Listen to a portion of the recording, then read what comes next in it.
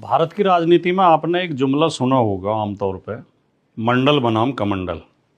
मंडल कमंडल की राजनीति, मंडल कमंडल का संघर्ष।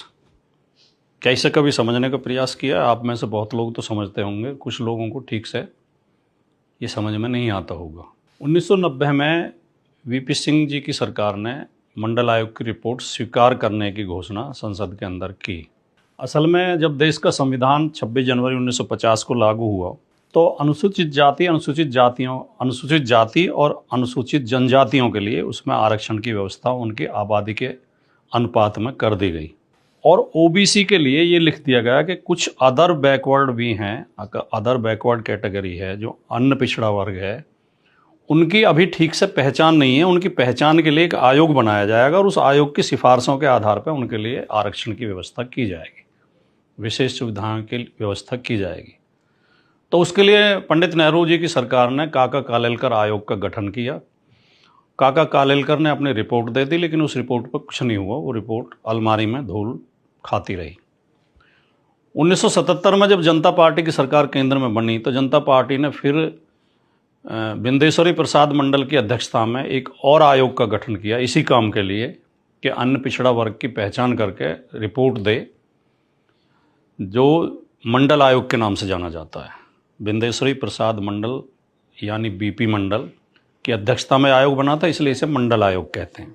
मंडल आयोग ने 1980 में अपनी रिपोर्ट दे दी, लेकिन 1980 में जनता पार्टी की सरकार गिर गई और फिर कांग्रेस की सरकार बन गई। कांग्रेस ने 10 साल तक उसे फिर लटकाए रखा।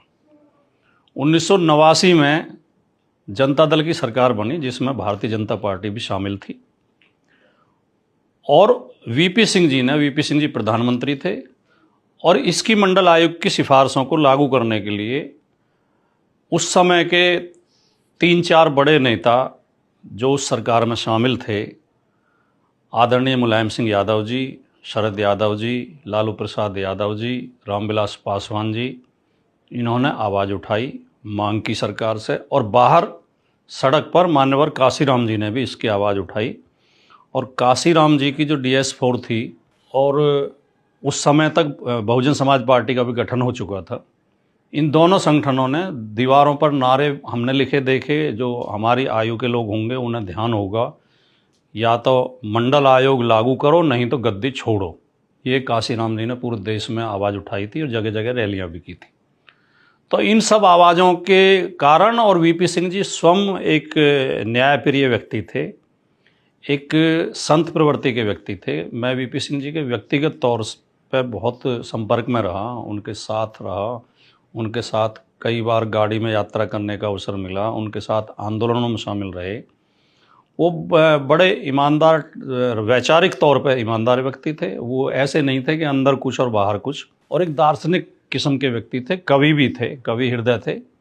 तो वीपी सिंह जी भी न्यायप्रिय थे और इन लोगों ने आवाज़ भी उठाई थी। इन दोनों कारणों से वीपी सिंह जी ने 1990 में मंडल आयोग की सिफारिशें लागू करने की घोषणा की। इस मंडल आयोग के विरोध में ही भारतीय जनता पार्टी अयोध्या के राम मंदिर को लेकर आई। उससे पहले राम मंदिर का कोई बड़ा आंदोलन या बड़ी आवाज़ या बड़े कोई प्रदर्शन वगैरह नहीं थे। ये हमें गंभीरता से समझने की ज़रूरत है, ख़ास तौर से पिछड़े वर्गों को ये बात समझने की ज़रूरत है। भारतीय जनता पार्टी का जो नेतृत्व था, जो उसके प्रमुख नेता थे, वो पिछड़ी जातियों को अधिकार नहीं देना चाहते थे, और उस समय की कांग्रेस भी देना नहीं चाहती थी। इसे कहने में हमें कोई संकोच नहीं है।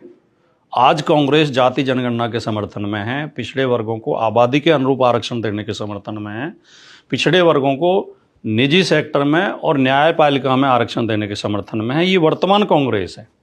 खासतौर से राहुल गांधी अखिलेश यादव जी के साथ बढ़ चढ़ के इस आवाज़ को उठा रहे हैं। लेकिन उस समय की कांग्रेस मंडल के समर्थन, मंडल आयोग की सिफारिशें लागू करने के समर्थन में नहीं थी, वरना तो वो 40 साल न लटकाया जाता।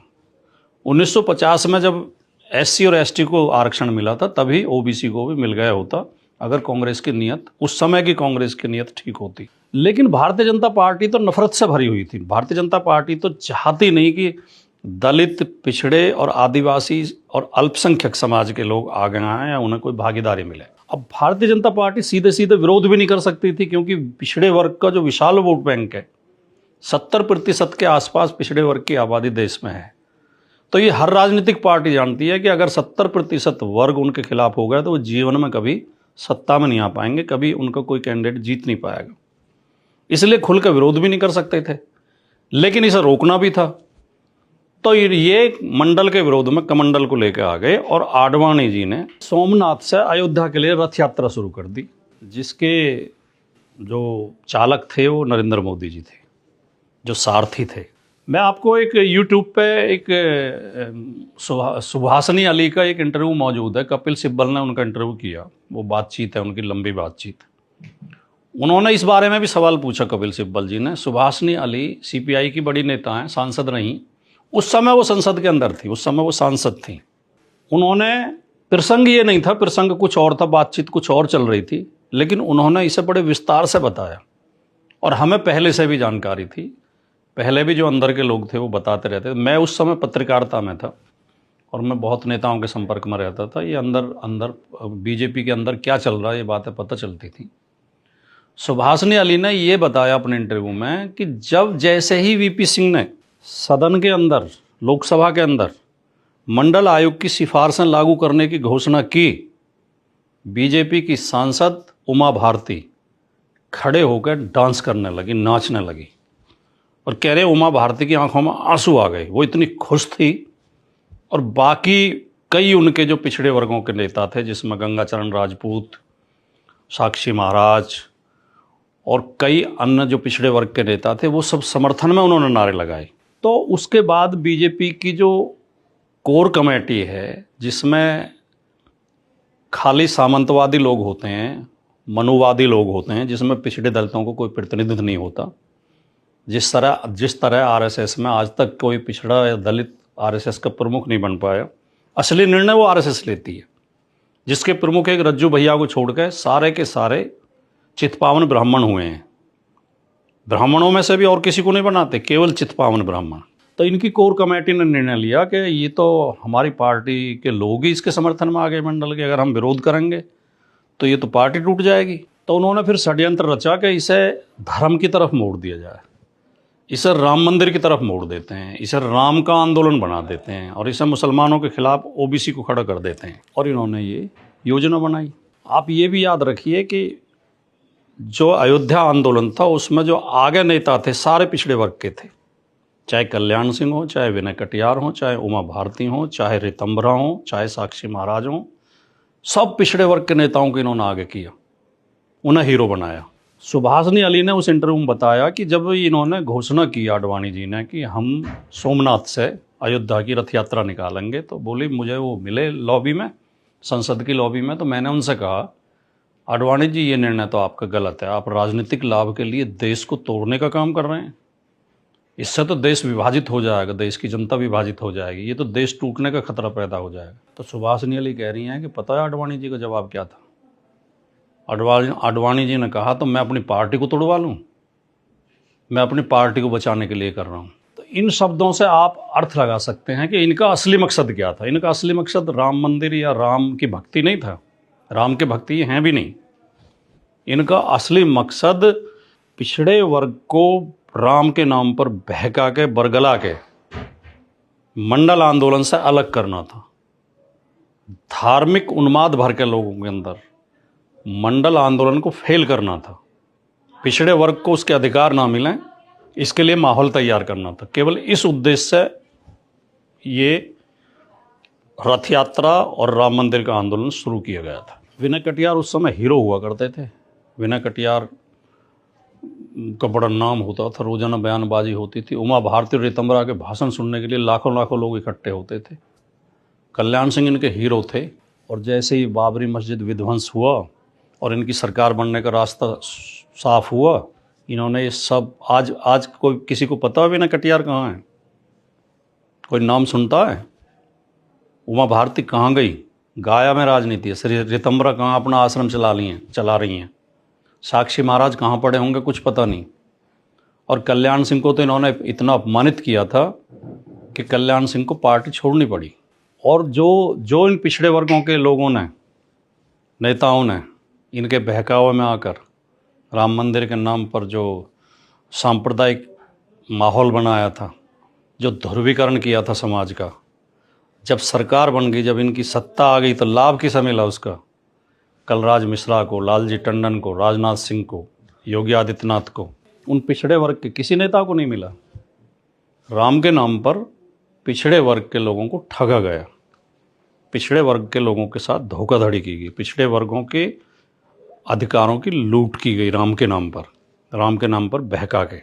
इसे एक उदाहरण से आप समझ सकते हो।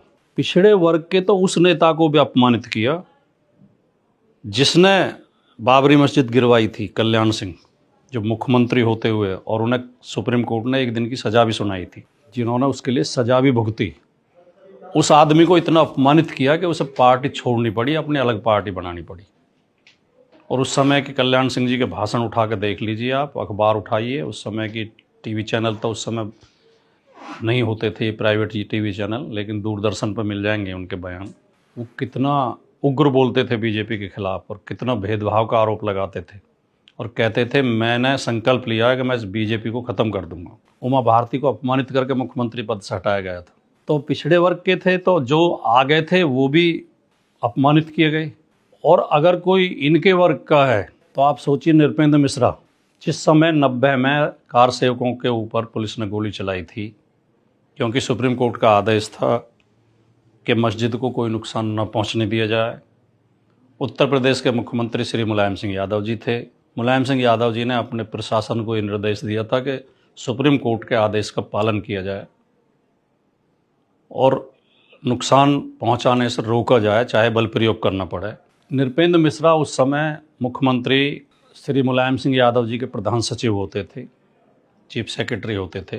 ये सबको पता है, मीडिया में रिपोर्टें आई थी, और नृपेंद्र मिश्रा ने खुद भी एक इंटरव्यू में बोला है, वो वीडियो मौजूद है यूट्यूब पे, आप सर्च करके सुन सकते हैं, कि जब कार सेवक वहाँ अयोध्या पहुँच रहे थे और वहाँ तनाव की स्थिति हो रही थी, तो नृपेंद्र मिश्रा कंट्रोल रूम संभाल रहे थे, और उन्होंने ही जब वहाँ से रिपोर्ट मिली, लगातार वहाँ रिपोर्ट ले रहे थे, लोग बता रहे थे ऐसे आ गए हैं, इतने आ गए हैं, इतने आगे बढ़ गए हैं, वहाँ तक पहुँच गए हैं।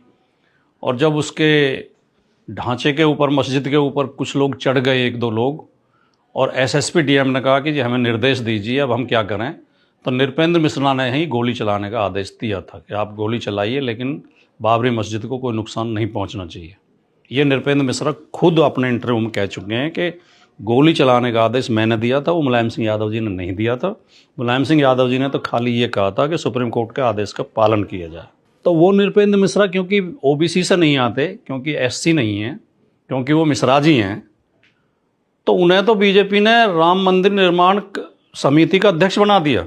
और कल्याण सिंह जो मस्जिद गिरवाने में जिनकी महत्वपूर्ण भूमिका थी 1992 में, 6 दिसंबर 1992 को, उन्हें अपमानित करके पार्टी से निकाला। ये अंतर बीजेपी और आरएसएस पिछड़े वर्गों में और मनुवादियों में करती है। तो इसलिए मैं कह रहा हूँ कि भारतीय जनता पार्टी ने राम के नाम पर ओबीसी के साथ ठगी की, ओबीसी के अधिकारों का हनन किया, ओबीसी के को गुमराह किया। और मैं एक बात और बता दूं, ये बहुत कम लोगों को पता होगा, 23 दिसंबर 1949 को बाबरी मस्जिद के अंदर जबरन लाके रामलला की मूर्ति रखी गई थी। ये मुकदमा आज भी थाने में उसका रिकॉर्ड है, और उस समय होता था अयोध्या थाना, आजकल वहाँ राम जन्मभूमि नाम से थाना, नया थाना बना है, जो 90 के बाद बना था। उस समय थाने के एसओ, अयोध्या थाने के एसओ थे राम सिंह दुबे, जिन्होंने एफआईआर लिखी थी कि महंत दिग्विजय नाथ, हनुमान प्रसाद पोद्दार, और 2 नाम और हैं, वो मुझे अभी मैं भूल रहा हूँ, वो मिल जाएंगे नेट पे, सर्च करेंगे तो। ये 4 लोग आए और यहाँ जबरन मूर्ति रख गए। और उस समय फैजाबाद के डीएम थे के नैयर, और के नैयर की सारे षड्यंत्र में मिली भगत थी। के नैयर के कहने पर ही उन्होंने मूर्ति रखी थी। के नैयर ने इनसे कहा था कि कोई ऐसा विवाद पैदा करो कि मैं इसमें ताला लगवा दूंगा। 23 दिसंबर 1949 से पहले हर जुम्मे के दिन बाबरी मस्जिद में नमाज होती थी। जब 23 दिसंबर की रात को इन्होंने वहाँ जबरन जाकर रामलला की मूर्ति रख दी, तो के नैयर ने मस्जिद के अंदर ताला लगवा दिया, मस्जिद के गेट पर, कि विवादित हो गई है। उस समय देश के प्रधानमंत्री पंडित जवाहरलाल नेहरू थे, उत्तर प्रदेश के मुख्यमंत्री गोविंद बल्लभ पंत थे। पंडित जवाहरलाल नेहरू ने गोविंद बल्लभ पंत को पत्र लिखा बाकायदा कि ये ताला खुलवाया जाए इसका, ये ठीक नहीं है, अल्पसंख्यक समुदाय के अंदर गलत मैसेज जा रहा है। और वहाँ मुझे ये भी खबर मिली है कि अल्पसंख्यक समुदाय के ऊपर हमले हो रहे हैं, उन्हें अपमानित किया जा रहा है, ये ताला तुरंत खुलवाया जाए।